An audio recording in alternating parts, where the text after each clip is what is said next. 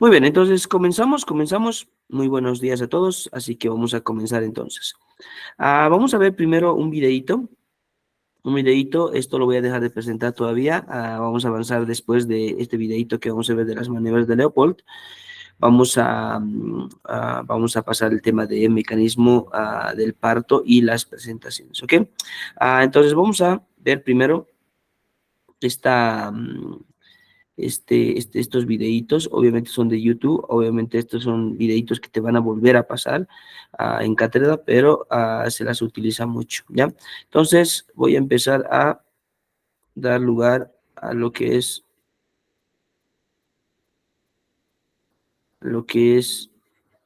ahora sí, muy bien. Creo que ya se puede observar, no se puede, aquí está.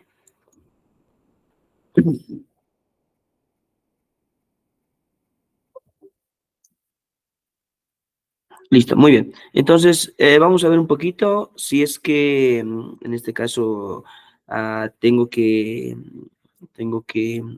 explicar eso un poquito. Obviamente lo voy a ir pausando y te voy explicando conforme vaya pasando el videito. Ok, así que presten mucha atención a estos videitos que nos va a guiar un poco de lo que son las maniobras de Leopold, cómo se las realiza y cómo ustedes también tienen que realizarlo cuando estén dando a su ECOE, ¿ok? Así que vamos a comenzar. Muy bien.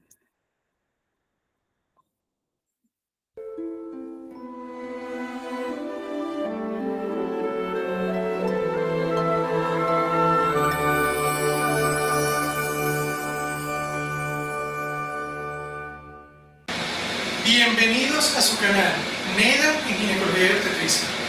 Hoy vamos a hablar acerca de la evaluación de la paciente embarazada, específicamente lo que corresponde a la palpación y a la ocultación. Todo esto con la finalidad de diagnosticar la estática fetal, tomar conductas más adecuadas al momento de la interrupción del embarazo, ya sea para un parto vía vaginal o una cesárea, dependiendo de las características que tenga la paciente.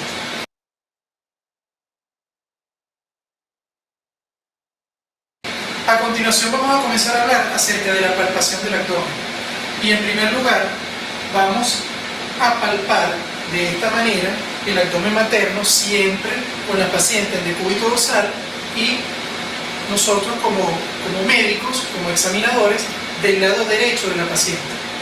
Entonces, comenzamos a palpar con una cesárea con finalidad.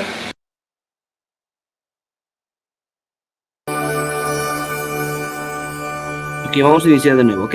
Ahí está. Bienvenidos a su canal NEDA en Ginecología y Obstetricia. Hoy vamos a hablar acerca de la evaluación de la paciente embarazada, específicamente lo que corresponde a la palpación y a la ocultación. Todo esto con la finalidad de diagnosticar la estática fetal y poder tomar conductas más adecuadas al momento de la interrupción del embarazo, ya sea para un parto vía vaginal o una cesárea, dependiendo de las características que tenga la paciente.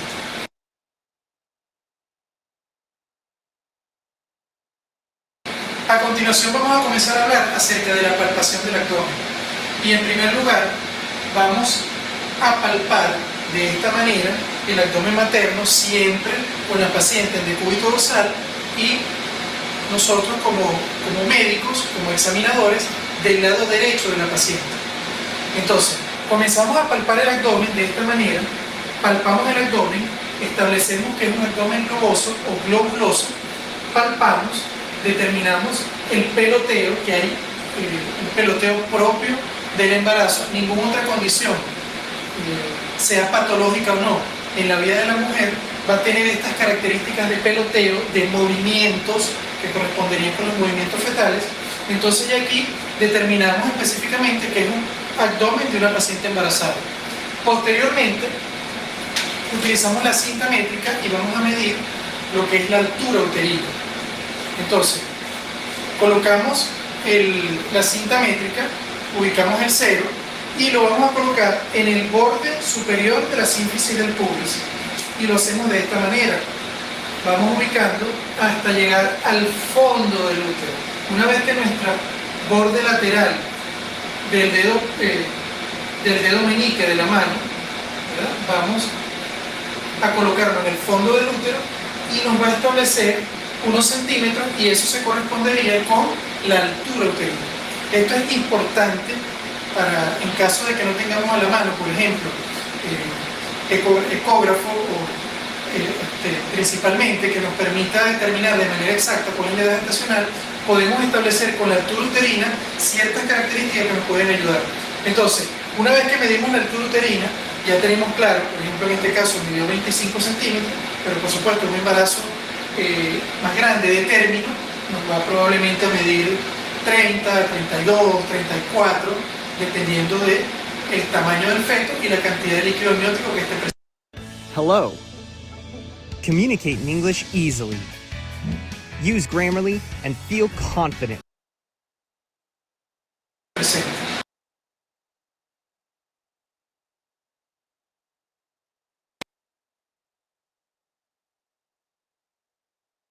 Ahora sí que aquí vamos a presentar lo que son las maneras de Leopold. Fíjense muy bien la técnica que utiliza, a dónde se posiciona el médico, cómo posiciona a lo que es la paciente y cada uno de sus aspectos, porque estos aspectos se tienen que imitar en el momento del eco, ¿ok? Así que presten mucha atención en esta primera parte. Las maniobras de Leopold corresponden a una evaluación clásica en la obstetricia, es decir, los lineamientos básicos que nos permiten evaluar la estática fetal están establecidas por estas maniobras. En primer lugar, debemos establecer que son 4 maniobras. 4 maniobras.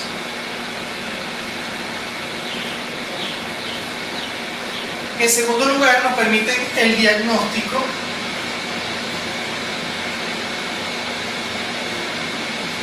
de la estática fetal.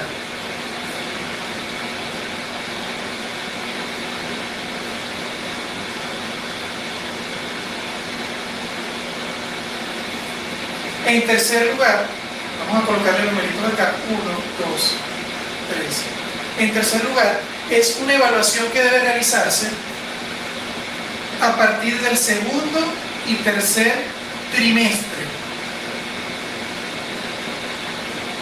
del embarazo. No es una evaluación que tenga valor diagnóstico en el primer trimestre del embarazo.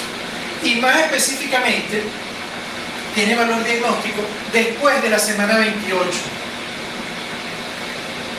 Es decir, que podemos establecer mejor la evaluación cuando la paciente tiene más de 28 semanas.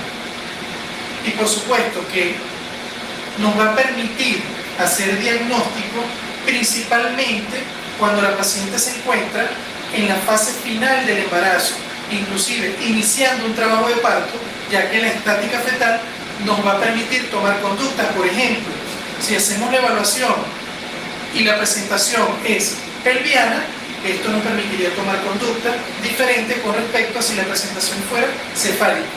Y todo esto lo podemos establecer, entre otros parámetros, por supuesto, a través de las maniobras de Leopold. La primera maniobra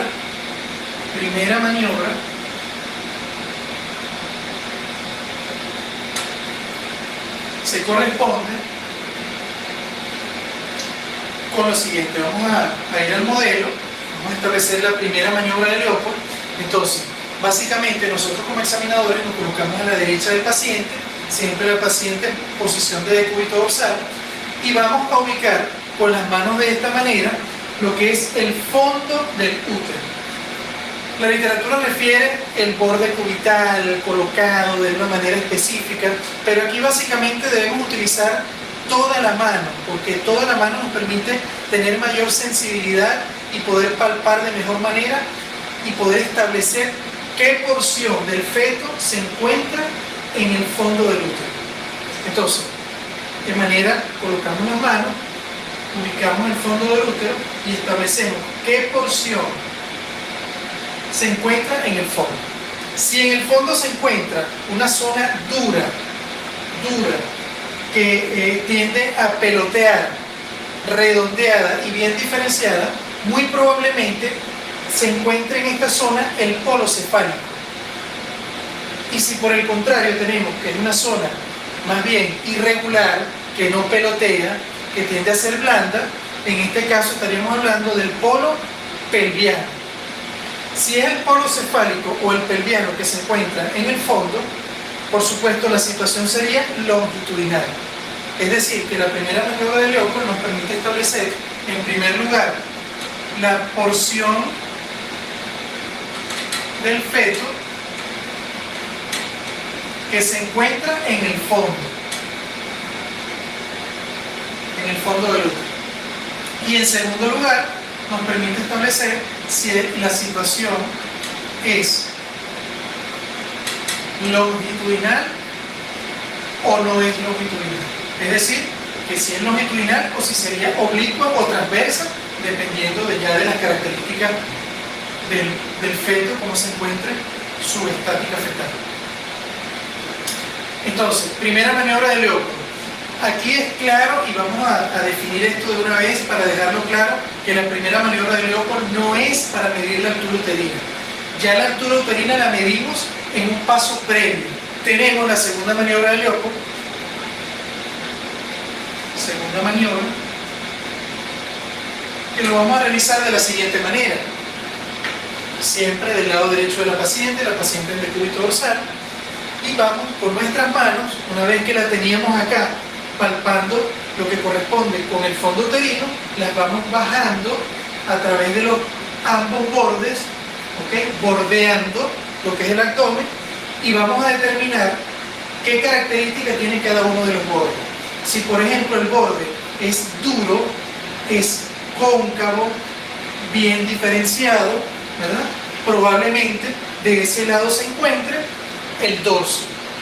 Y si por el contrario tenemos que el borde es un borde irregular, que tiende a haber, inclusive podemos sentir movimientos del feto en esa mano, entonces en ese caso de ese lado se encuentran probablemente los miembros superiores e inferiores, es decir, que no estaríamos hablando del dorso.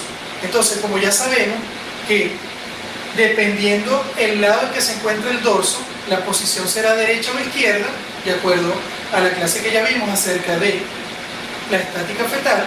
Entonces, la segunda maniobra de Leopold nos permite establecer si la posición es derecha o izquierda.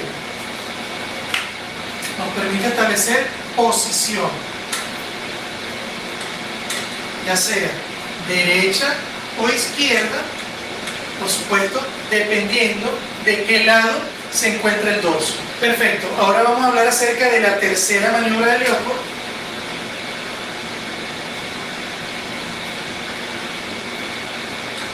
La tercera maniobra de Leopold, entonces tenemos de igual manera, del lado derecho de la paciente, nosotros nos encontramos de esta manera, vemos el abdomen, estamos palpando, ¿verdad? Y vamos a colocar las manos en forma de pinza, de esta manera, en el borde superior de la sínfisis del pubis, de esta forma. Y hacemos este movimiento.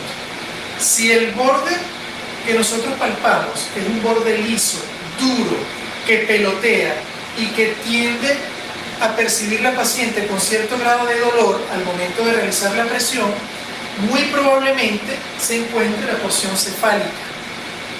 Ahora, si tenemos el caso en que es una porción irregular, que no pelotea, que la paciente generalmente no siente molestia importante al momento de realizarlo, muy probablemente, en este caso, se encuentre en esta zona, es la porción pelviana. Entonces, recuerden que el borde superior del pubis forma parte del inicio de lo que es el estrecho superior. Entonces, si tenemos que esto es así, la tercera maniobra de Leopold nos va a permitir diagnosticar la presentación. Entonces, si la porción que se encuentra en el borde superior del pubis es la porción cefálica, la presentación será cefálica. Y si la porción que se encuentra es la porción podálica o pelviana, entonces sería presentación podálica o pelviana. ¿Okay? Entonces, la cuarta maniobra de Leopold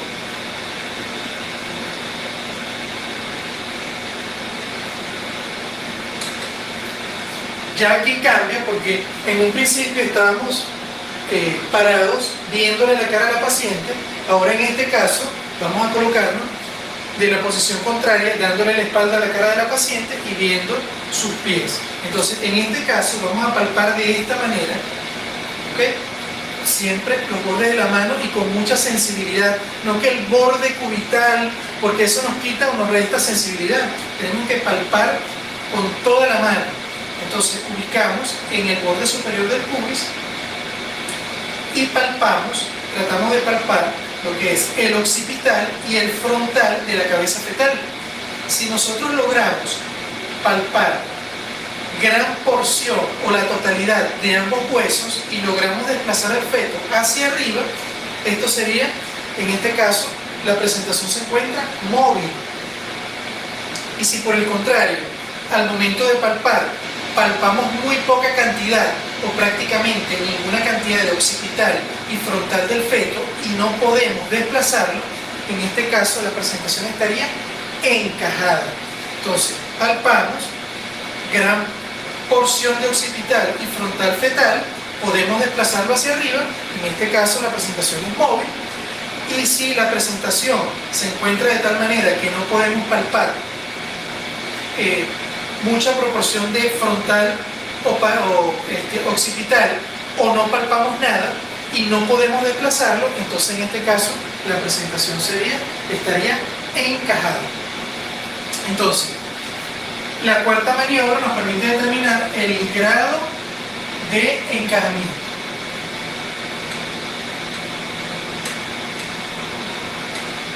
O mejor dicho, para establecerlo mejor, porque la maniobra no nos permite establecer como tal el grado, sino que si la presentación está encajada o no. Vale la pena mencionar también acá que en el caso, por ejemplo, de una situación transversa, van a variar las características de lo que vamos a palpar. En primer lugar, cuando hacemos la primera maniobra de Leopold, probablemente en el fondo lo encontremos vacío, ninguna estructura palpable como tal, ¿verdad? Y cuando vayamos a los bordes, vamos a conseguir una zona dura en uno de los dos lados que correspondería a la cabeza fetal. Y por supuesto que cuando vamos a la parte de la tercera maniobra, vamos a conseguir el borde superior de la sínfisis del pubis generalmente vacío, al igual que cuando hacemos la cuarta maniobra.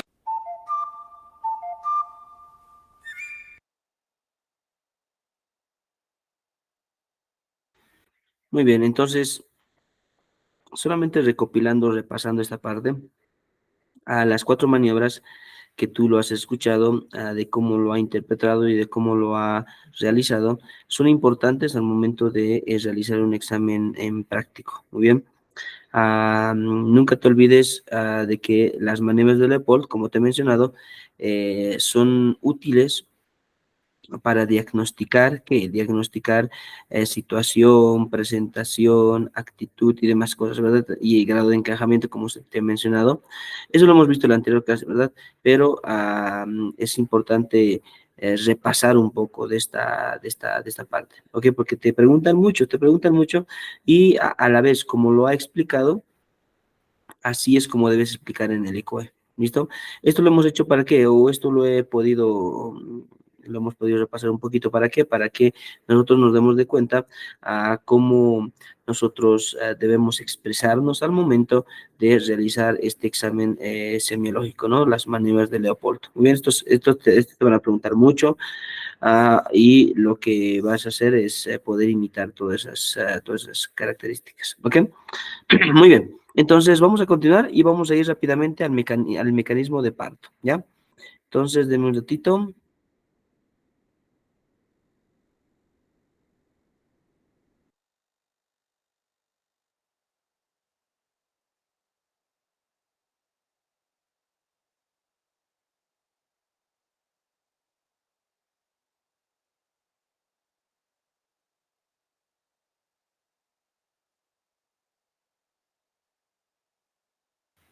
Muy bien, esta parte de mecanismo de parto y presentaciones es relativamente sencillo, porque lo que vamos a hablar más que nada son, o es de la la parte en la presentación cefálica. Vamos a ver de que la cabecita, muy bien, del producto va a estar en relación a lo que es la pelvis femenina. Entonces, lo que vamos a hacer es esto, ¿no? Lo que tú estás viendo ahí en el fotito final, en la fotito final, ahí lo que tú ves, ahí está, ahí está, ¿no ve? Esta presentación es la que vamos a ver, muy bien, esta presentación y cómo se realizan estos mecanismos de partos, tienes que saber los tiempos, cada uno de esos tiempos, cuántos subtiempos tiene para poder realizar este mecanismo de parto, ¿ok? También lo mismo, te van a volver a preguntar, te van a examinar o tú también vas a tener que simular ese mecanismo de parto, ¿ok? Entonces vamos a comenzar rápidamente. A ver, ¿qué es el mecanismo de parto? Te dice que son un conjunto de movimientos pasivos, muy bien, y ordenados. ¿Qué significa movimiento pasivo? Significa que, eso lo hemos visto en la anterior clase, que es el producto, sí, el resultado de lo que es el movimiento activo. Muy bien, si tú recuerdas, movimiento activo se lo denominaba a la contracción del útero, como también la contracción de los músculos abdominales, ¿verdad? Que se lo llama pujo. Estos movimientos activos van a repercutir en la salida del feto, ¿verdad? Ahora, esa salida del feto se lo conoce como movimiento pasivo, ¿ok? Entonces es un conjunto de movimientos pasivos y ordenados que realiza el móvil fetal para atravesar el conducto del parto, ¿ok? Entonces, si te das de cuenta, mira, aquí tenemos al feto, ahí está el feto, se lo llama móvil fetal, obviamente, muy bien, porque no está agarrado o sujetado por algo, muy bien, pues se llama móvil fetal, que en este caso, paso por paso, va a ir deslizándose por el conducto del parto. ¿Listo? Pero es el producto de qué? De los movimientos activos. ¿Te acuerdas que realizaba el útero? Y estos movimientos activos van a producir en los movimientos pasivos y ordenados. Muy bien, que se lo conoce como mecanismo de parto. Entonces, lo que primero tenemos que hablar son la secuencia de tiempos. Bien, en cuántos tiempos se realiza lo que es el parto? Se realiza en 4 tiempos. ¿Ok? Esto a acordarse por si acaso. Muy bien. Ahí tenemos en primer lugar la acomodación, ¿listo? La acomodación. En segundo lugar tenemos el encaje y descenso, encaje y descenso. En el tercer tiempo tenemos la rotación interna y en la cuarta el desprendimiento, ¿listo? Entonces son 4 tiempos, las cuales van a tener subtiempos. ¿Qué significa subtiempos? La acomodación va a tener otros movimientos más, que lo vamos a llamar subtiempos. El encaje y descenso también va a tener otros subtiempos, otros movimientos dentro de lo que es el encaje y descenso, después rotación interna y luego desprendimiento. Entonces, ahorita tenemos aquí los 4 tiempos generales, muy bien, y ahorita vamos a ver los subtiempos que se tienen. Entonces, si te preguntan en el examen o te mencionan cuáles son los tiempos del mecanismo de parto, entonces tú dices acomodación, encaje y descenso, rotación interna y desprendimiento, ¿ok? Ahora, aquí hay un detalle bien interesante, fíjate acá. En el número 1, si te das de cuenta, te dice en el mecanismo de entrada, muy bien, en el mecanismo de entrada o tiempo de acomodación o acomodación en el primer tiempo al estrecho superior, tiene 2 subtiempos, como te he mencionado. ¿Por qué se lo llama acomodación? Porque el polo fetal, el polo, cualquiera de los polos, pero ahora estamos hablando del polo cefálico, muy bien, el polo de la cabeza, ese polo de la cabeza tiene que realizar dos subtiempos en acomodación. ¿Cuáles? Primero, la orientación. ¿Ok? Es decir, que la cabecita va a orientarse de la manera en la cual pueda salir más fácilmente. Muy bien. ¿Qué más? Al orientarse la cabecita, obviamente la cabecita del feto, va a tratar de ¿qué? Va a tratar de encajar en ese lugar. Muy bien, va a tratar de, de caber en ese conducto que está por salir. ¿Ok? Entonces, ¿qué tiene que hacer? Tiene que reducir diámetros. Y al reducir diámetros es más o menos como cuando tú tratas de salir, digamos, no sé si alguna vez has entrado a una caja, ¿no? Entras a una caja y ¿qué haces? Empiezas a ¿qué? Empiezas a reducir el tamaño de tu cuerpo para poder ingresar, ¿verdad?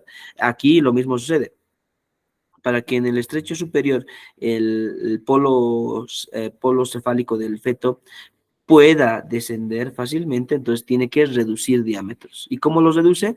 Puede hacer flexión de la cabeza, es decir, que su cabeza puede llevarlo hacia adelante, muy bien, haciendo una flexión, dando contacto con lo que es el mentón y el esternón, muy bien, ahí puedes reducir, o puede hacer reducciones diferentes, ¿ok?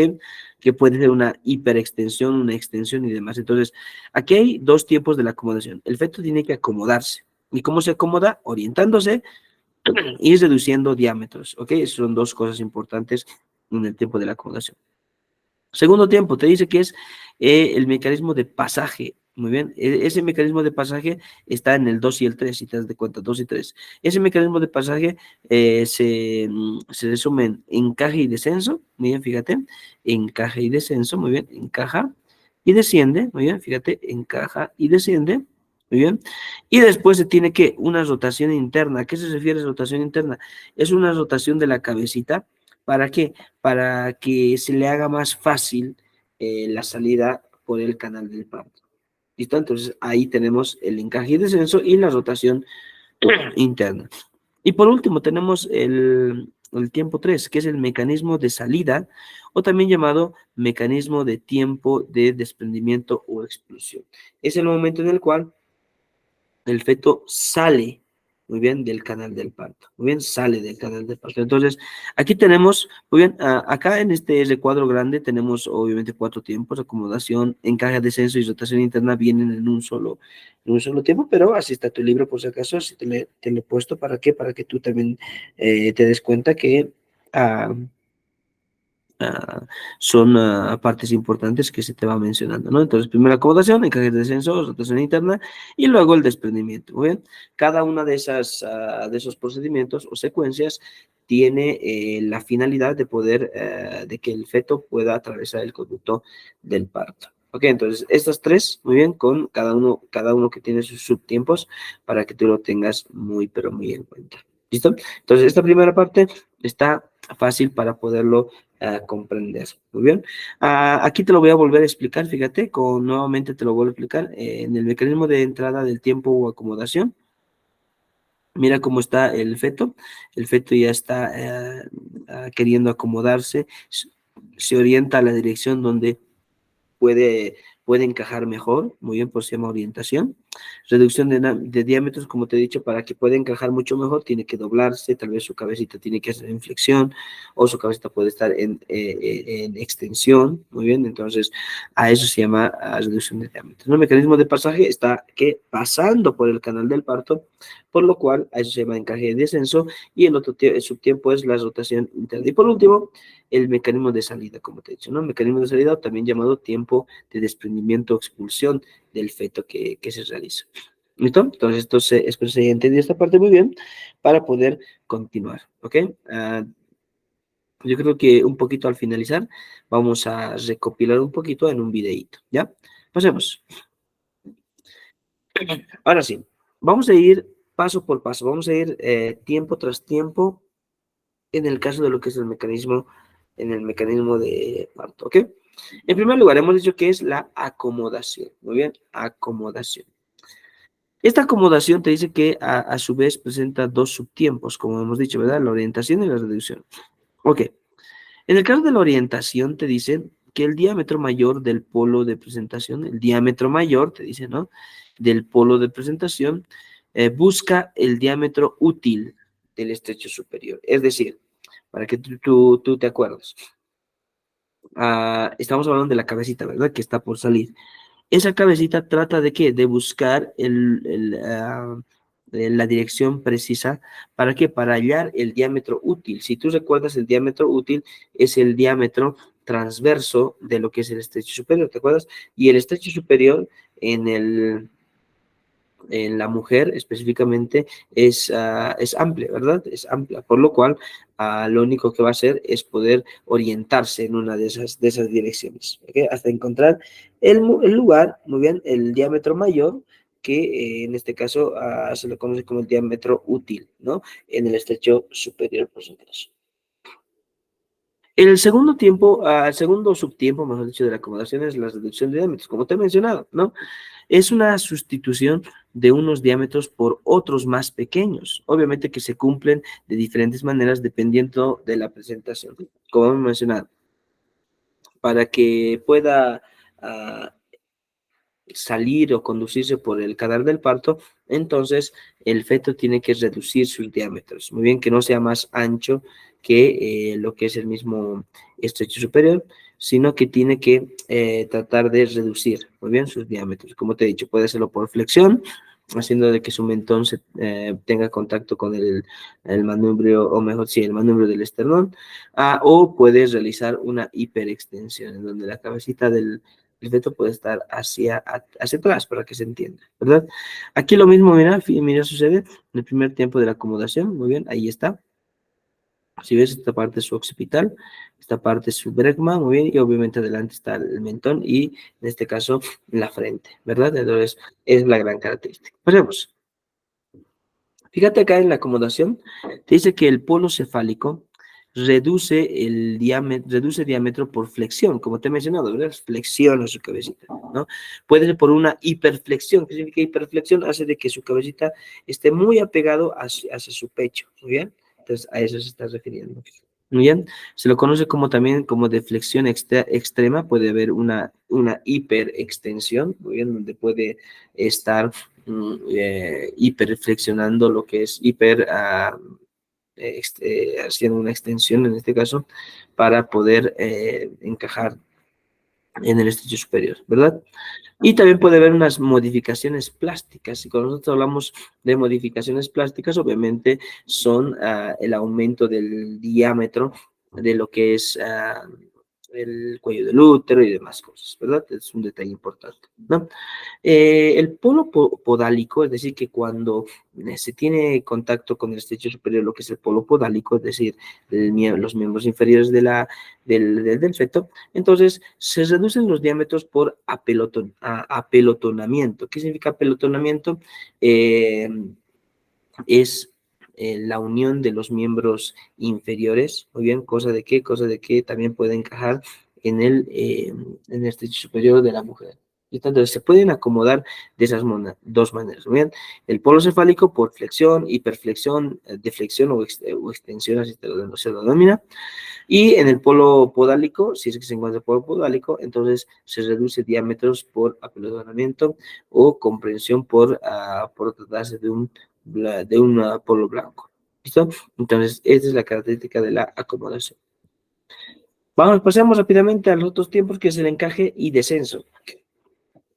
El encaje es el instante en el que el ecuador de la presentación pasa o sortea el nivel del estrecho superior. ¿Qué significa entonces en este caso, el segundo tiempo, en este caso que tenemos el encaje y descenso, te dice que el ecuador, ¿qué significa el ecuador? La mitad de la cabeza del feto ya tendría que pasar el estrecho superior. A eso se llama encaje.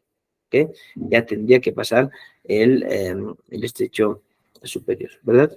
Ahí está. Y el descenso, obviamente, es el pasaje del polo de presentación fetal por el conducto del parto, ¿no? Ahí ya, obviamente, está sucediendo lo que es la salida del feto. Muy bien, obviamente hasta llegar al estrecho inferior. ¿Listo? A eso se lo conoce como descenso. Muy bien, perfecto. La rotación interna, muy bien, ¿por qué se le llama rotación interna? La rotación llamada intrapélvica o acomodación al estrecho inferior. Entonces, ¿qué decimos? Decimos que la rotación interna es para, obviamente, para que el feto pueda salir muy bien del canal del parto, pero sin ninguna otra repercusión, ¿verdad? Dando lugar a lo que es la salida del feto. Muy bien, entonces la rotación interna, muy bien, es también llamado intrapélvica o acomodación del estrecho superior. Es un movimiento, obviamente, por la cual el diámetro mayor del polo de presentación se orienta en el sentido del diámetro mayor del estrecho inferior, por lo cual lo que estamos haciendo es obviamente acomodar al bebé al momento de poder descender el feto, ¿ok?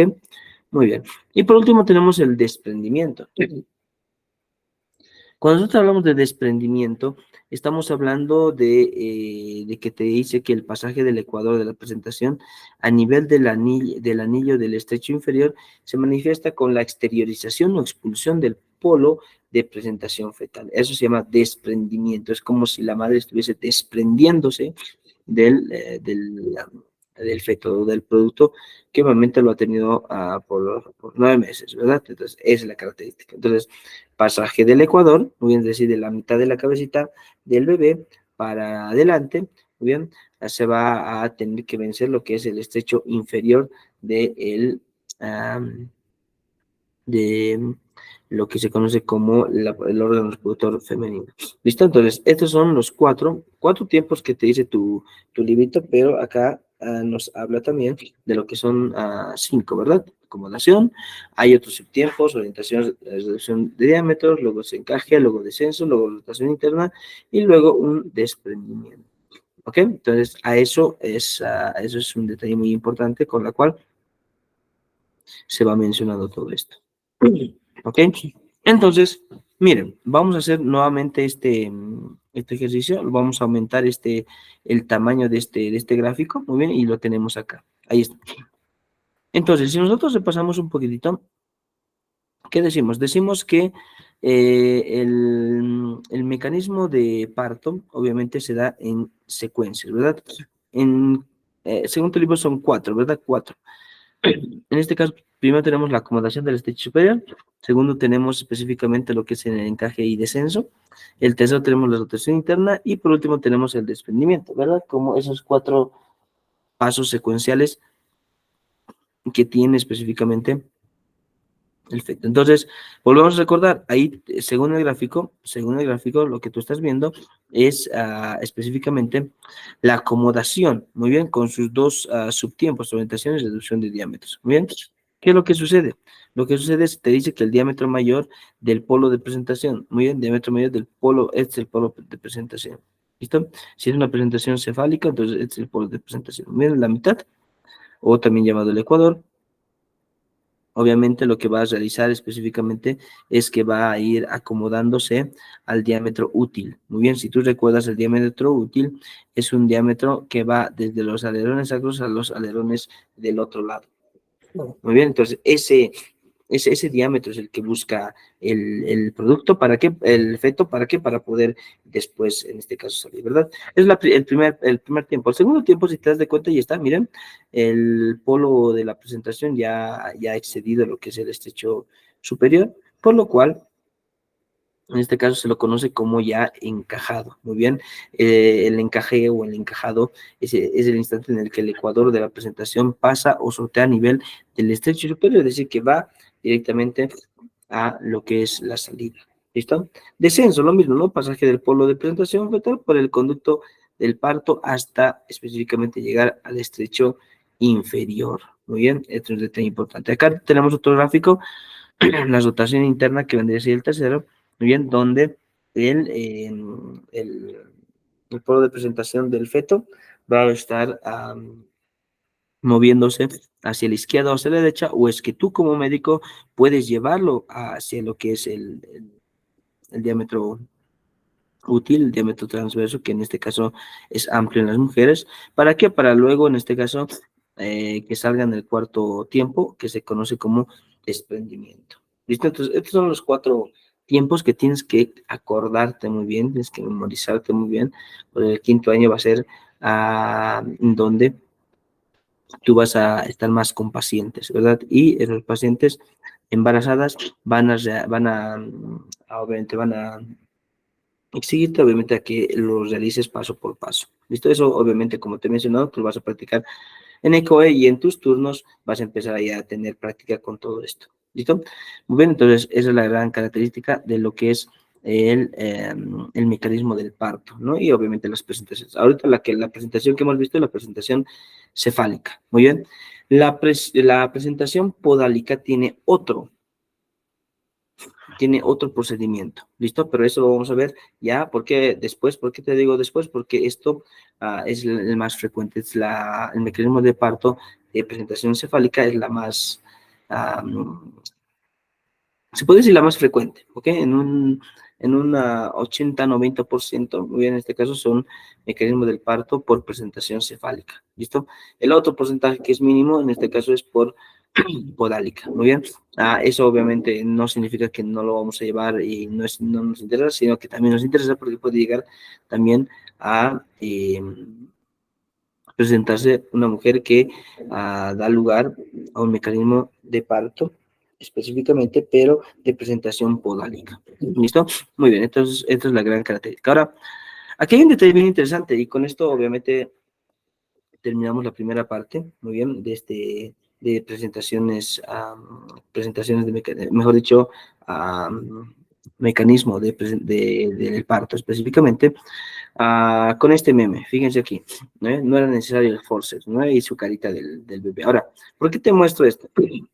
Porque hay momentos en el cual, en el mecanismo del parto, como el bebé no va a poder salir, o bien no puede salir, o bien porque se ha complicado la salida del feto, muchas veces tenemos que recurrir, muy bien, a instrumentos, muy bien, uno de esos es el forceps, muy bien, y como su nombre lo dice, forceps, se fuerza, en este caso, el poder sacar al bebé o al producto. ¿Para qué? Para que pueda salir más fácilmente. ¿Okay? Es muy complicado utilizar específicamente estos forceps cuando obviamente el bebé no nos sale por sí en este caso, ¿no? Entonces, a eso se lo conoce por si acaso. ¿Listo? Entonces, ahí tenemos lo que es el mecanismo de parto, pero por prestación cefálica específicamente. ¿Ok? Muy bien, entonces aquí vamos a tener un pequeño receso de 5 minutitos. Muy bien, este es un tema muy, muy cortito. Es un tema muy, pero muy cortito, en el cual hemos visto un poquito al mecanismo de parto. ¿Listo?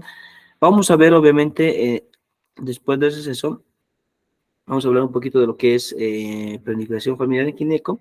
Así que tomen un descansito, un pequeño descansito de 5 minutitos y después pasamos a planificación familiar, ¿ok? Esto es un poquito más larguito, por eso voy a tomarlo más tiempo por si acaso, ¿ok? Entonces, aquí voy a colocar 5 minutos de receso.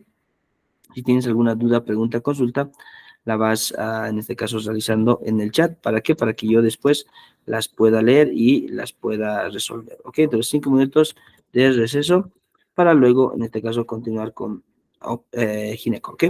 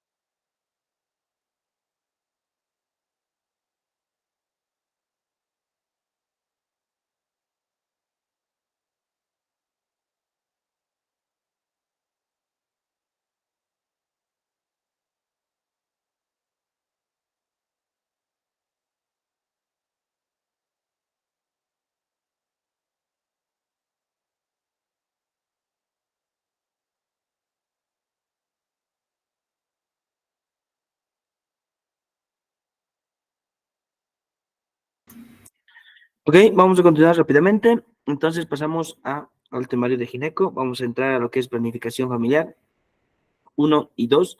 Vamos a hablar de lo que es la planificación familiar, obviamente, de los anticonceptivos que se van utilizando.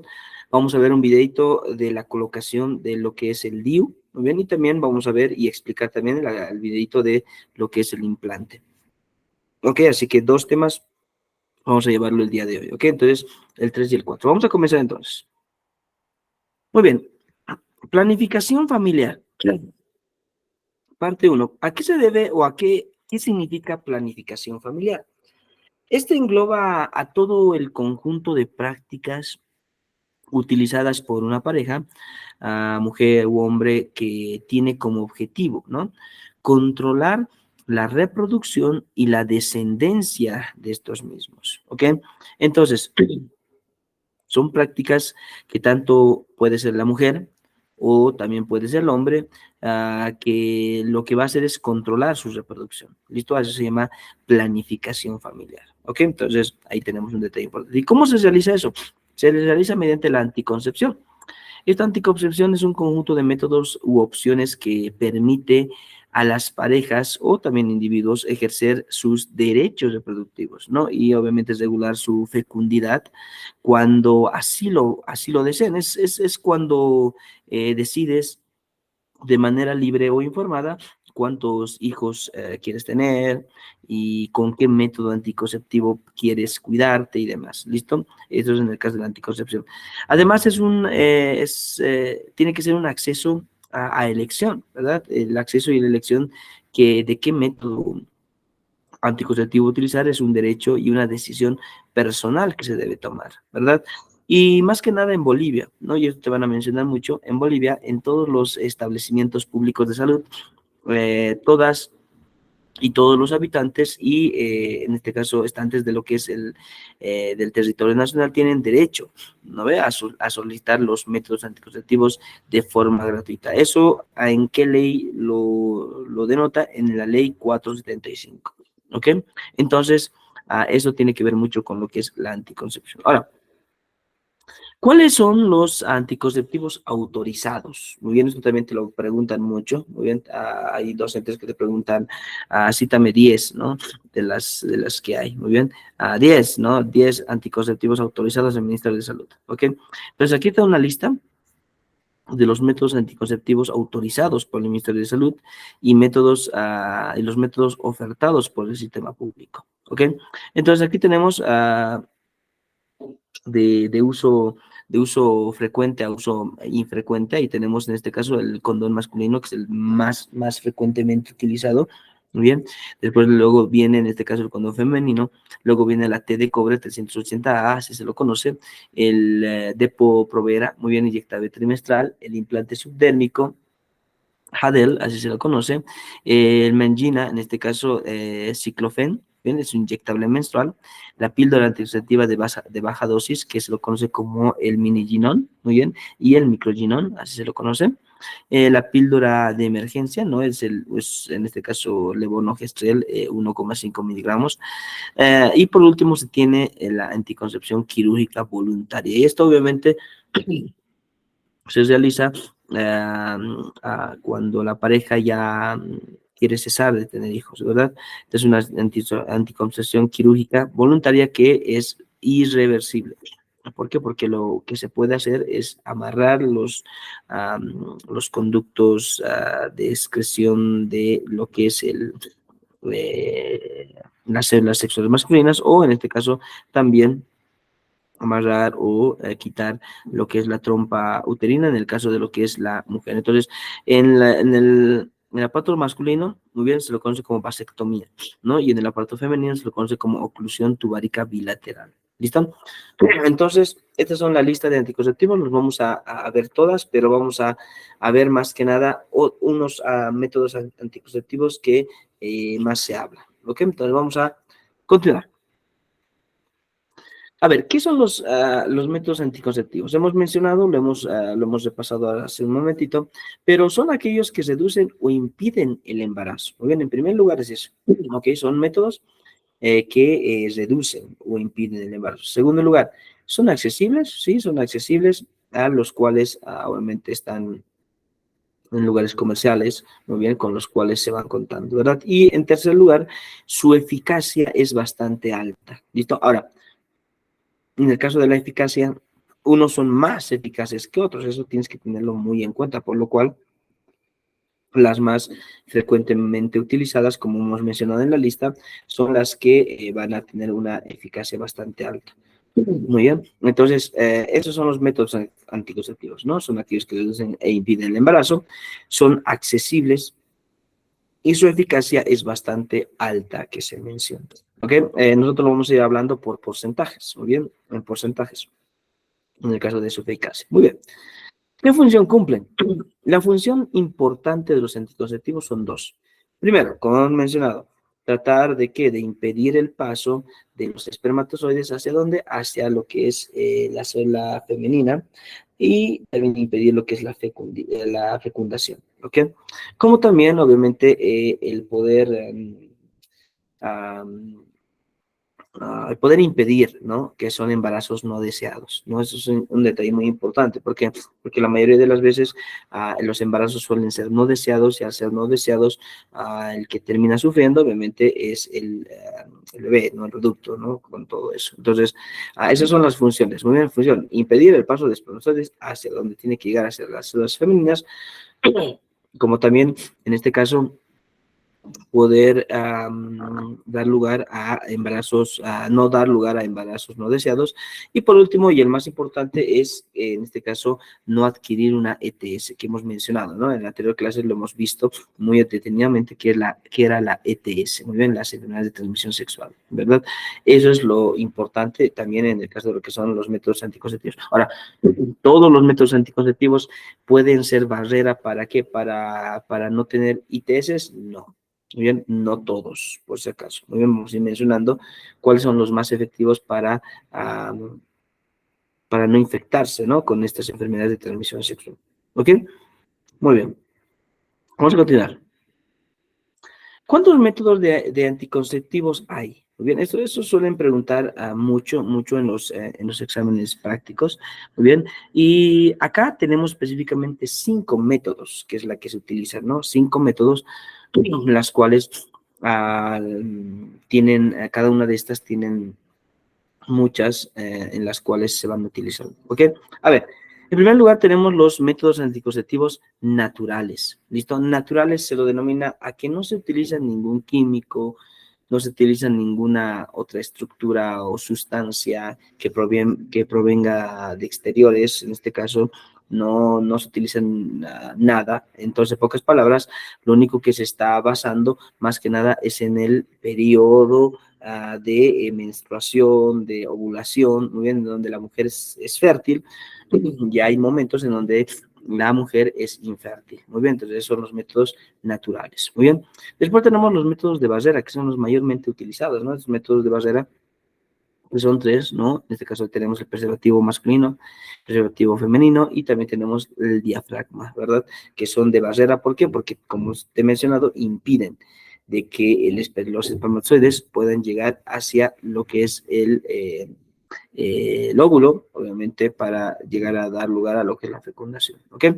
Las hormonales, obviamente, como su nombre lo dice, hormonales, se basa en hormonas que también lo que van a hacer es dar un espesamiento también del líquido del aparato reproductor femenino. ¿Para qué? Para también impedir a que los espermatozoides puedan llegar a esos lugares, como también poder dar una inmadurez, muy bien, en lo que es la formación de células sexuales y demás. ¿Ok? Lo vamos a explicar con lujo de detalle en esta parte, ¿no? Después tenemos los métodos químicos, ¿no? Estos métodos químicos se encargan de poder destruir a los espermatozoides, ¿no? Matar a los espermatozoides. Como son millones que ingresan, entonces a esos millones con sustancias químicas se los va eliminando, se los va destruyendo, ¿ok? Y después tenemos el DIU, ¿no? Que es la que vamos a aprender a poder colocar, porque eso también te van a evaluar mucho en el ECOE. El DIU, muy bien, que son los dispositivos intrauterinos, que son dispositivos que obviamente van a impedir también de que el espermatozoide llegue a lo que es el óvulo. ¿Listo? Entonces, aquí tenemos 5 5 métodos anticonceptivos generales, que es la que vamos a ir desarrollando poco a poco, ¿ok? A ver, empezaremos con los métodos naturales, ¿ok? Esto te lo preguntan, pero te lo preguntan no muchas veces, pero bien, lo vamos a repasar de todos modos, ¿ok? ¿Cuáles son los métodos naturales? En el caso de los métodos naturales tenemos la temperatura basal, ¿ok? Esto ya se sabe muy bien, en donde la temperatura basal aumenta cuando ya está llegando la ovulación y también ya ha dado lugar a la ovulación. ¿Listo? Entonces, la temperatura basal en el cuello uterino, como también en general del cuerpo de la mujer empieza a aumentar. Bien, y como aumenta, entonces significa que está, en este caso, en un momento, en un tiempo fértil, ¿ok? Pero también hay momentos en donde el, eh, la temperatura muy bien baja o la temperatura está normal, con lo cual nos menciona de que no hay específicamente un óvulo que ya está listo para poder ser fecundado, ¿ok? Entonces vamos a ver la temperatura basal, vamos a hablar lo que es el método de Billing y el calendario del ritmo, ¿ok? 3 partes importantes, ¿ok? Empezaremos entonces. Temperatura basal, como te he mencionado, ¿no? Consiste en recoger en tablas la temperatura corporal, ¿no? A lo largo del ciclo menstrual. De este modo se advierte el desnivel de la temperatura, muy bien, entre 2 y 5 décimas de grados centígrados, muy bien, producidos por las secreciones de progesterona, ¿no? En el ovario tras la ovulación. Entonces, lo que va a aumentar es obviamente la temperatura basal. ¿Listo? ¿Todo por qué? Por lo que es la hormona progesterona. Entonces, hay que tener muy en cuenta en recoger en tablas la temperatura corporal a lo largo del ciclo menstrual. Muy bien, entonces ahí tenemos la característica importante de la temperatura basal. ¿Qué tenemos después? Tenemos el método de Billings, ¿no? El método de Billings o del moco cervical. Este método de Billings, muy bien, es el flujo de la mujer, no siempre es igual, muy bien, sino que cambia en cantidad y consistencia en el transcurso del ciclo, ¿verdad? Volviéndose transparente, se vuelve viscoso, como más o menos así lo denominan los doctores, como clara de huevo, y adquiere mayor elasticidad al aproximarse la ovulación. Entonces, al momento de poder observar, en este caso, ese flujo de la mujer que ya es viscoso, es de mayor elasticidad, que significa que ya se está aproximando la ovulación, ¿verdad? En donde la mujer ya es más fértil, ¿no? En esta transformación se basa del método de Billing, ¿no? Que lo que hace es poder determinar los días fértiles de la mujer, ¿no? Por lo tanto, obviamente la pareja se abstendrá de practicar relaciones sexuales con penetración en cuanto a la mujer note la aparición del moco cervical. ¿Ok? Entonces aquí tenemos la característica importante. Fíjense, el inicio de la menstruación, muy bien, 5 días, muy bien, se resume en 5 días. Después de eso se tiene el periodo seco donde específicamente el líquido o el fluido pierde su elasticidad y por ende significa que es un periodo en donde no hay, donde la mujer no es fértil, muy bien. Después se tiene un periodo muy fértil, muy bien, ahí está ese periodo fértil donde el líquido o moco cervical está muy transparente, mayor elasticidad, por lo cual se lo considera fértil, ¿verdad? Y ahí tenemos otro periodo seco en el cual obviamente también se puede verificar en el cual el moco cervical también ya pierde su elasticidad. Entonces, ese método de Billings también nos menciona lo que es las características del moco cervical. Ok, continuamos. Calendario del ritmo. En el caso del calendario del ritmo, te dice que este método requiere que lleves un seguimiento de tu ciclo durante unos pocos meses para determinar tu propio patrón individual de ovulación. ¿Por qué? Porque la ovulación en cada mujer es variable, ¿verdad? Mejor dicho, es variable, mejor dicho, ¿no? Es decir, que en algunas se extiende, en algunos se acorta, en algunas específica permanencia los 28 días, entonces es variable, ¿verdad? Es variable. Entonces, el patrón te ayudará a llevar el seguimiento y saber cuándo es el momento más peligroso para mantener relaciones sexuales, ¿verdad? Hay un docente que les va a mencionar una regla que les mencionan muchos, ¿verdad? La regla del 999, ¿verdad? Entonces lo voy a escribir acá, denme un ratito, voy a conectar mi tableta de dibujo para poder escribir y te voy a mencionar por qué se lo conoce como la regla del 999, ¿no? Que también tiene que ver mucho con la del calendario del ritmo. ¿Ok? Si nosotros tenemos en cuenta lo siguiente, si nosotros tenemos en cuenta lo siguiente, que muy bien, el ciclo menstrual, ¿cuántos días dura? Dura 28 días, ¿verdad? Muy bien, 28 días. Y si yo te digo método del 9, 9, 9, cuando hablamos de 9 más 9, 18 más 9, 27. ¿Cuántos días son? 27 días. ¿Ok? ¿Qué es lo que va a suceder después? Mira, te dice que si de estos 27 días que lo hemos sumado, obviamente un día, obviamente varía, se tiene de que en estos primeros 9 días se ha dado lugar lo que es la menstruación, ¿no? Menstruación. La menstruación obviamente puede ser de 4 hasta 5 días, puede durar, ¿verdad? Están dentro de lo que son estos 9 días, ¿listo? Después de que se haya pasado el quinto día de menstruación, muy bien, significa que en estos 9 días la mujer es infértil. ¿Por qué? Porque no hay óvulos, no hay óvulo que haya madurado, ya lista para la fecundación. Entonces, primeros 9 días es infértil. ¿Listo? Después, ¿qué es lo que pasa? Pasan los 9 días, ya en este caso se da lugar lo que es la ovulación. Al dar la ovulación, muy bien, estos 9 días restantes, en este caso la mujer es fértil. ¿Listo? Entonces, es una regla que también se lo puede incluir al calendario del ritmo, pero de acuerdo a mujeres, obviamente, que tienen un calendario de ritmo normal. ¿Listo? A eso se refiere. ¿Por qué te lo menciono así? ¿Por qué? Porque obviamente son reglas que todo dependen de lo que es la ovulación. ¿Listo? Entonces es una característica importante, por cierto. ¿Ok? Pasemos. Vamos a los anticonceptivos de barrera. Esto ya lo he explicado, pero vamos a explicarlo con lujo de detalle. ¿Por qué? Porque también es una pregunta de examen, la cual específicamente va a van a preguntarte mucho en prácticas, ¿ok? Como por ejemplo, ahí tenemos el condón femenino y masculino, muy bien, es el que se utiliza con mayor frecuencia. Después tiene el capuchón cervical, muy bien, el capuchón cervical que ya está en desuso, por si acaso, pero igual se los va mencionando, y después se tiene el diafragma, ¿ok? Muy bien. Cuando nosotros hablamos, muy bien, cuando nosotros hablamos de lo que es el condón masculino y femenino, como te he mencionado, son las más utilizadas.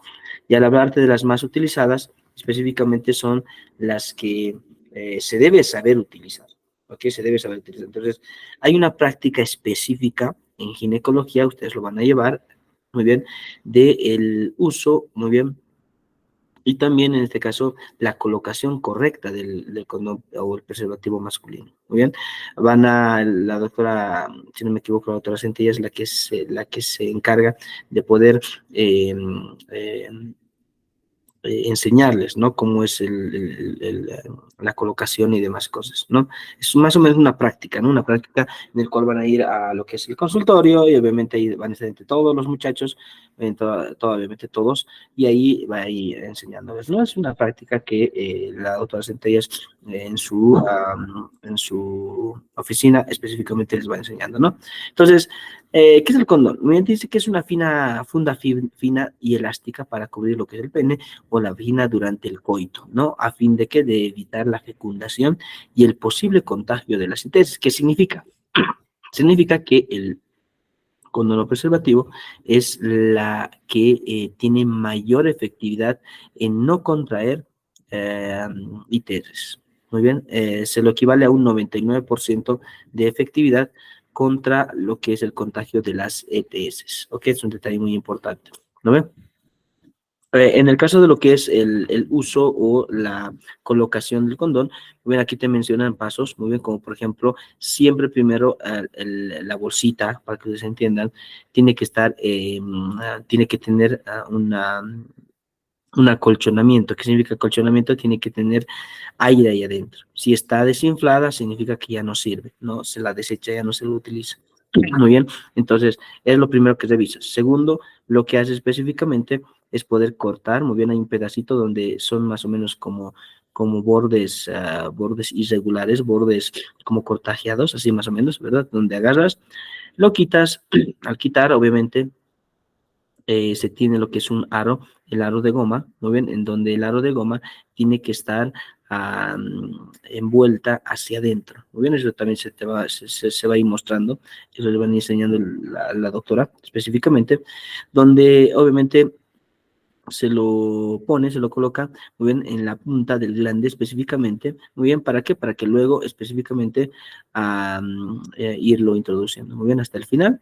Después de haberlo utilizado, siempre, en este caso, el preservativo se lo debe amarrar, y al amarrarlo, obviamente, se debe tirar al basurero, muy bien, nunca se debe, en este caso, quitarlo y asimismo botarlo al basurero, sino amarrarlo, y al amarrarlo, a tirar al basurero. Muy bien.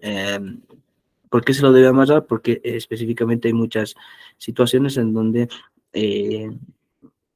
esos preservativos se van, en este caso, se van reutilizando, ¿no? Entonces, eso parece algo extraño, pero sí, suelen realizar de reutilizar, pero si es que se lo amarra ya, en este caso está en desuso, ¿verdad? Es un detalle importante. En el caso de la mujer, muy bien, es el preservativo, obviamente se la introducen hasta el fondo, muy bien, en el cual específicamente ya está protegida en este caso el condón, muy bien. ¿Qué más? Esto puede tener una ligera falla en un 1%, muy bien, de falla, por la cual puede haber, en este caso, una falla. Muy bien, es un detalle importante en el caso de lo que es el condón preservativo. Seguimos. El diafragma. En el caso del diafragma es otro método de barrera que se inserta en el fondo de la vagina, muy bien, cubriendo el cuello del útero. Para mayor eficacia se le aplica también lo que es el espermicida. Es decir, que el diafragma no solamente es un método de barrera, pero también se lo puede considerar también como un método de barrera, pero químico también, porque se le puede aplicar un espermicida para la eliminación o muerte de los espermatozoides. ¿Ok? Miren. Se lo pone ¿dónde? Ahí está, miren, en el borde, en el fondo de lo que es la vagina, específicamente donde es ahí está, bien, en el borde del cuello uterino, específicamente, ¿no? Ahí está. Pasemos. ¿Qué es el capuchón cervical? El capuchón cervical es un mini diafragma, se lo conoce así, mini diafragma, que se extraerá 5 días después de la relación sexual. ¿Para qué? Para que en este caso se vaya acumulando todo lo que se haya eliminado por parte del varón, muy bien, con lo cual se va a ir quitando, y al quitarlo, obviamente se lo debe extraer después de 5 días, muy bien. ¿Para qué? Para evitar la actividad, ¿no?, que tienen específicamente los espermatozoides. ¿Por qué? Porque duran específicamente 3 hasta 4 días, duran los espermatozoides con vida. ¿Para qué? Para poder ir hacia dónde, en búsqueda de lo que es el óvulo. ¿Listo? Es un detalle importante en el cual se lo debe extraer después de 5 días. ¿Listo? Esto hay que tenerlo muy, pero muy en cuenta por si acaso. Vamos a continuar.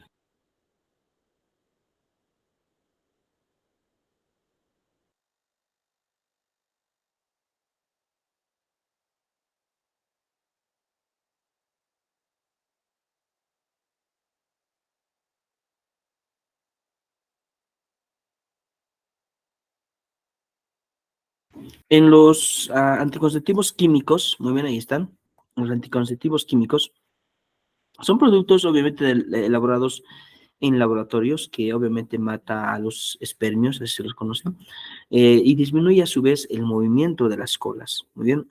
Lo único que hace es poder quitarlos de energía en el momento en el cual estos puedan surgir y puedan movilizarse al lugar de la concepción. ¿Listo? Entonces disminuye a su vez el movimiento de las colas, lo que les impide desplazarse por el aparato femenino, ¿no? Estos son los anticonceptivos químicos, que es las que se van utilizando también.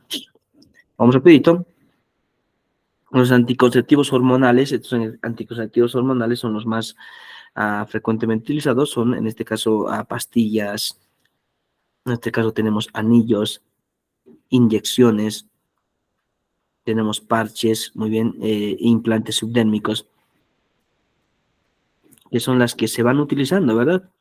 Y tienen Mayor uso porque son las más fáciles, bueno, en el caso de las pastillas, ¿no? Son las más fácilmente utilizadas, ¿no?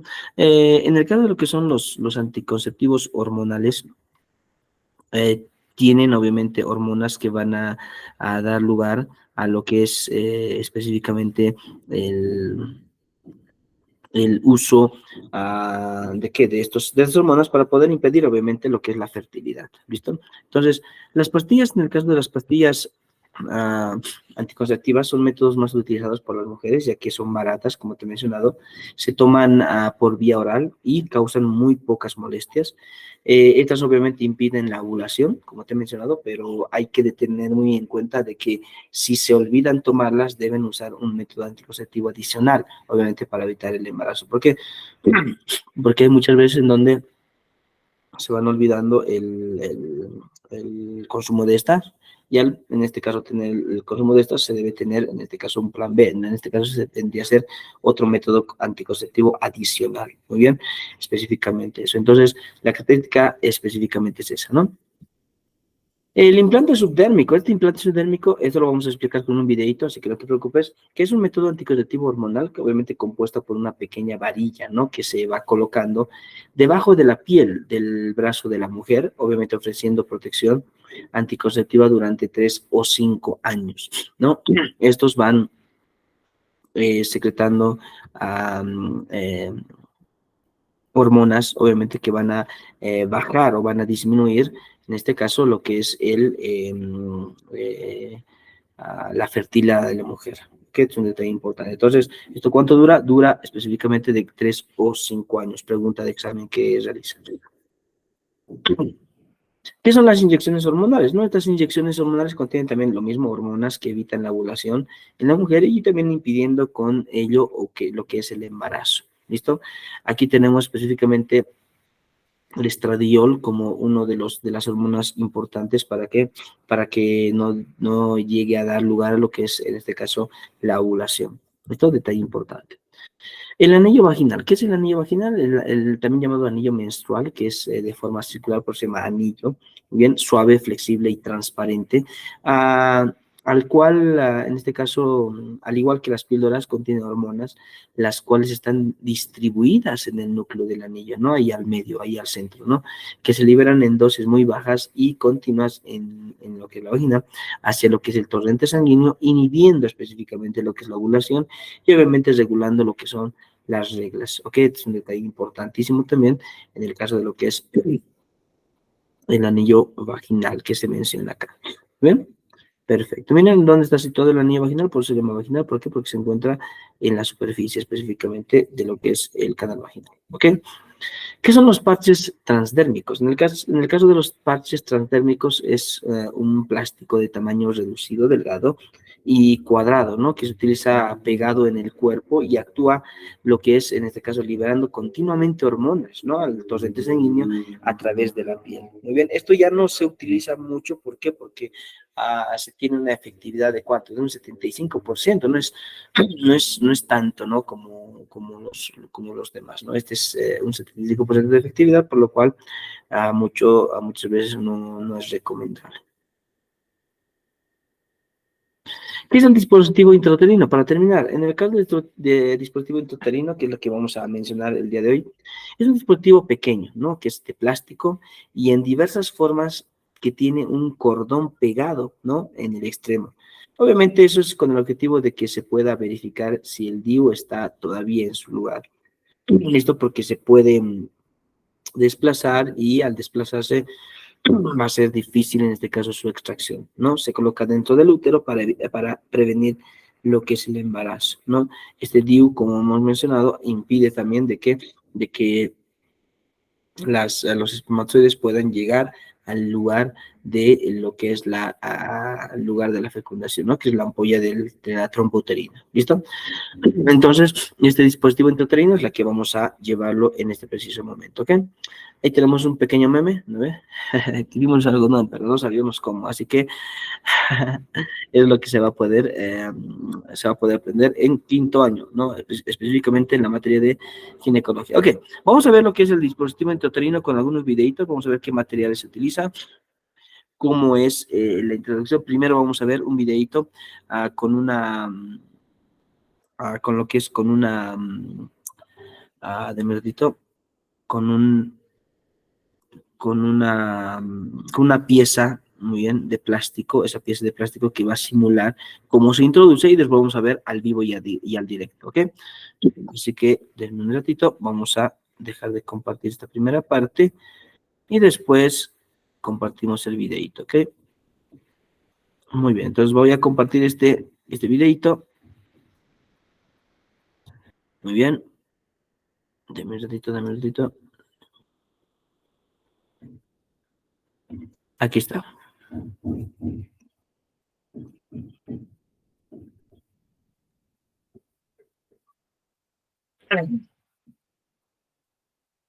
Muy bien, presten mucha atención. Vamos a tener este videito. Este es el mismo aparato que se tiene en cátedra, por si acaso, de ginecología, donde ustedes van a demostrar cómo se coloca lo que es el DIU. Muy bien, presten mucha atención y van a ver paso por paso cómo se va colocando este DIU. ¿Ok? Así que vamos a comenzar. Presten mucha atención. Comenzamos. Las trompas de falopio, los ovarios, cavidad vaginal. Hacemos, lógicamente, primero la aplicación del antiséptico en la vulva, siempre con delicadeza. Una vez que hemos colocado el espéculo, a través del espéculo colocamos el antiséptico en paredes de vagina y en cuello de útero. Luego de eso, por supuesto, en su momento tenemos que hacer el examen bimanual para palpar si es un útero anteverso o retroverso, si no hay problema en los anexos, o sea, lo clásico para descartar problemas. Por supuesto que debemos saber fecha de última regla, cualquier posibilidad de descartar problemas. Una vez que hemos preparado todo ya con la antisepsia, cogemos con un tirabalas el labio anterior del cuello del útero. Ya ustedes saben que el coger con el tenáculo es una forma de alinear el cuello con el cuerpo para que haya ese ángulo anterior. Y lógicamente al alinear, al jalar el cuello, estiramos y estamos alineando cuello con cuerpo y vamos a evitar una perforación. Entonces, con esta mano izquierda yo estoy haciendo la tracción del cuello para hacer que se alineen cuello y cuerpo. Ya por supuesto, me he calzado los guantes, en este caso no los vamos a utilizar, pero ya sabemos que es con guantes. Preparo el material, el dispositivo ya está previamente cargado, hago la histerometría. El histerómetro sabemos que mide la longitud de toda la cavidad uterina, ingresamos, pasamos perfectamente y medimos toda la cavidad uterina. Vamos a ver cuánto mide en este caso, mide 6 centímetros esta cavidad uterina, que esto nos va a permitir saber hasta cuándo vamos a ingresar el aplicador. Vamos a cargar. Algunos saben que existe la técnica sin guantes, con el mismo empaque, ya saben, acá está, tenemos el aplicador listo. Lo primero que hacemos es doblar los brazos de la T de cobre, esconderlos en el aplicador y una vez que estén escondidos los brazos simplemente procedemos a colocar el émbolo y eso que nos va a permitir ingresar a la cavidad. Ya estamos con el dispositivo colocado con los brazos doblados. Medida 6. Vamos a medir con el histerómetro lo que calculamos previamente, los 6 centímetros, o sea, yo debo mover un poquito la marca y en ese momento procedo a hacer la inserción. Nuevamente tracciono el cervix con el tenáculo. El tenáculo saben que es conocido como tirabalas. Tirabalas, ¿por qué? Porque en las épocas de guerra se procedía a sacar balas con ese instrumento. Muy bien, llegamos al fondo, hemos llegado al fondo. En ese momento estamos seguros que estamos en el fondo, retrocedemos un poquito y procedemos a empujar el émbolo para que salgan los brazos y se adapten en la cavidad uterina. En ese momento retiramos el émbolo y retiramos también el aplicador. Salimos y estamos viendo las guías. En ese momento cogemos una tijera y la recortamos a 1,5 centímetros, a 2 centímetros del orificio externo, para que a la hora de la verdad no le moleste al hombre, sobre todo que hay unos varones muy exquisitos, sensibles en el arma. Podemos proceder. Hecho eso, salimos y no hay ningún problema.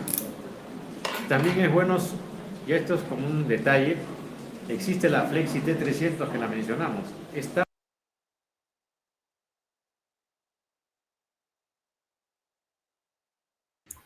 Muy bien, ahí estaba el procedimiento de la colocación del DIU, de cobre, pero con una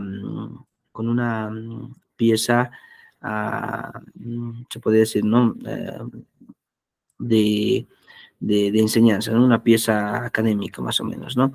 En el otro vamos a ver con todo y espéculo, ¿ok? Así que denme un ratito y vamos a ver cuáles son los materiales, vamos a ver el procedimiento, ¿ok? Denme un ratito. Estamos acá y vamos a ir con el otro, pero ahora ya con el espéculo, ¿ok?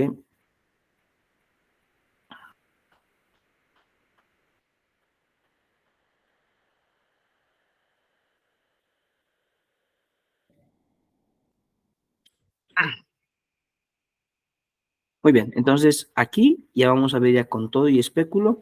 Hemos visto en el primer videito, hemos visto sin el espéculo, muy bien. Hemos visto también además de eso cómo se introduce, cómo el té de cobre se expande con sus bracitos, ¿verdad? Ahora vamos a verlo con el espéculo y todo ese procedimiento, ¿ok? Vamos a volverlo a repasar esta parte. Ok, entonces empecemos. El material que vamos a necesitar son guantes, cubrebocas, un espéculo lubricado, el dispositivo intrauterino, un histerómetro, las pinzas de POSI y, si es necesario, unas gasas con solución salina para lavado.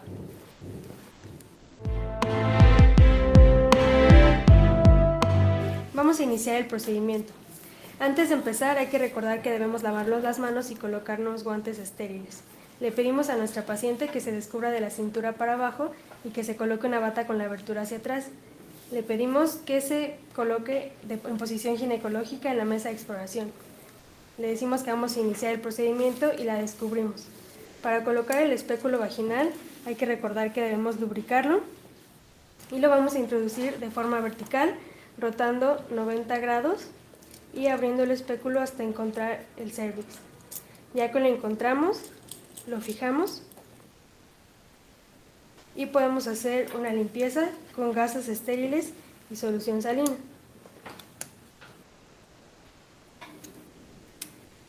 Ya que lo limpiamos, vamos a rectificar el cérvix pinzando el labio inferior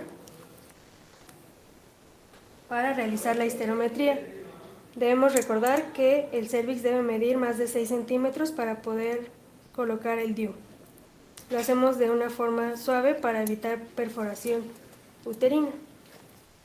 Una forma de saber cuál es la medida del útero es pinzar el histerómetro en el orificio cervical externo para que nos dé la medida. En este caso tenemos un útero de 7 centímetros y podemos proceder con la colocación. Vamos a preparar nuestro dispositivo.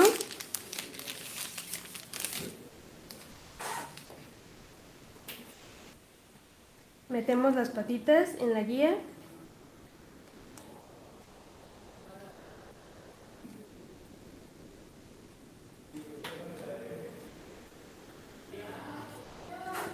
Y vamos a colocar el tope a la medida de nuestro útero. Colocamos el émbolo y hay que recordar que vamos a introducir el DIU de manera horizontal para que quede así adentro. Lo metemos hasta el tope y empujamos el émbolo. Retiramos el émbolo y retiramos la guía. Cortamos los hilos a 2 centímetros aproximadamente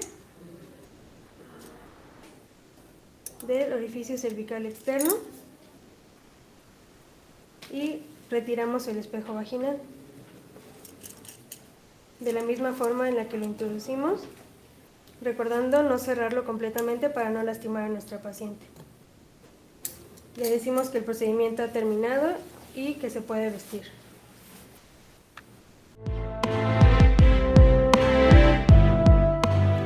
El seguimiento de la colocación del DIU se deberá realizar a las 4 semanas, la segunda revisión a los 6 meses y después cada año, en donde se deberá verificar la correcta colocación del DIU mediante los hilos guía, se deberá descartar embarazo y una infección cervicovaginal.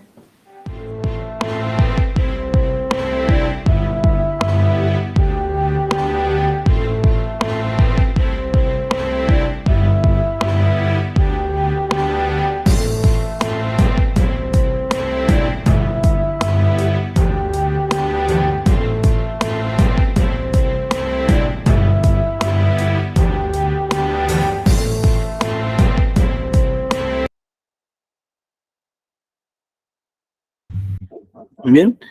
Entonces, esos son los procedimientos, ¿no? Donde se debe realizar esa colocación del DIU. Ok, ahora vamos a ver la colocación del implante anticonceptivo subdérmico, así se lo conoce, anticonceptivo subdérmico, con lo cual obviamente vamos a ver cómo se lo va a realizar, ¿muy bien? Eso se lo va a realizar específicamente en donde, en la mujer específicamente, ya vamos a verlo, ya no en piezas anatómicas, sino en piezas, mejor dicho, no en piezas académicas, sino ya en vivo, ¿ok? ¿Para qué? Para que tú veas cómo se los realiza específicamente esto, ¿ok? Así que vamos a comenzar esta parte de lo que es el implante subdérmico, ¿ok? Vamos a empezar entonces. Por último, el implante subdérmico. Ahí está, espero que se pueda ver. Vamos a ver.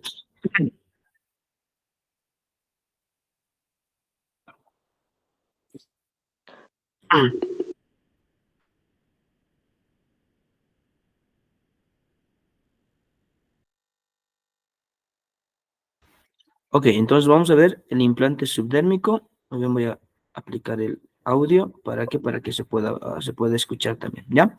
Ahora vamos a empezar con el implante subdérmico. Es otro método anticonceptivo que también debe ser introducido por un médico, ¿ok? Médico especialista. Pasemos. Vamos a visualizar la línea media entre el músculo bíceps y el músculo tríceps. Al pedirle a la paciente que doble un poquito su brazo, se siente una línea. Justo va a ser en esta línea y que debe de quedar a la mitad entre el área del área de la axila y el codo. Entonces va a ser aproximadamente aquí. Vamos a hacer limpieza, anestesia y a colocar.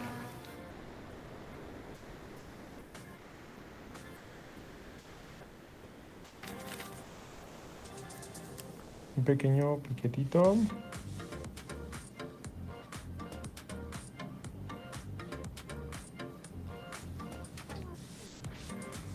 ¿Vale?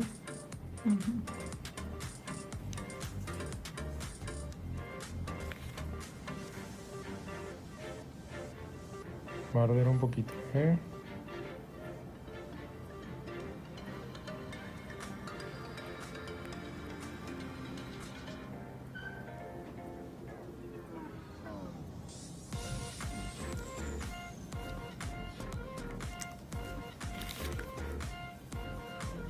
¿Salió?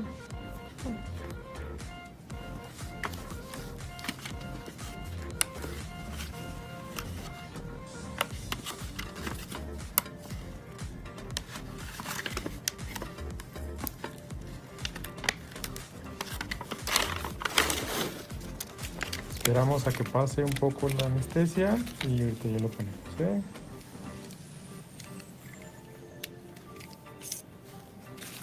Es una aguja muy grande, pero recuerda que ya tienes anestesia, ¿vale? Entonces no va a doler.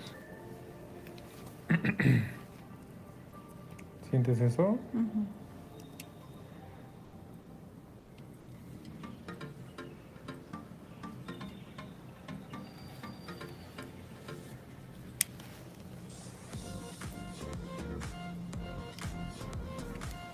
¿Eso duele o no? No duele, ¿verdad? Ok. Ya vemos cómo va a ir por debajo de la piel. No hay que encajarlo así, sino que debe de ir justamente por debajo de la piel.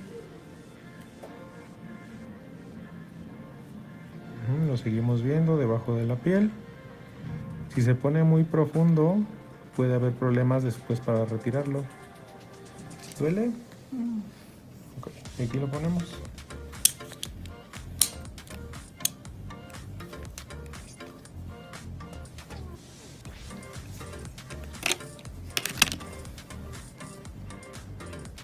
Inclusive aquí lo podemos ver, como si lo muevo, el implante está en esta parte. Bueno, mira, puedes tocarlo con tu dedo de este lado. Aquí, mira, en esta parte. ¿Bien? Muy bien. Y listo, nada más ponemos aquí una cintita y terminamos.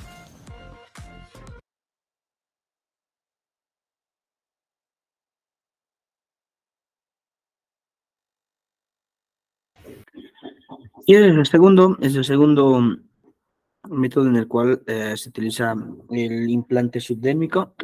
Esto lo van a hacer con ese aparatito que has visto que estaba utilizando ese médico, el doctor.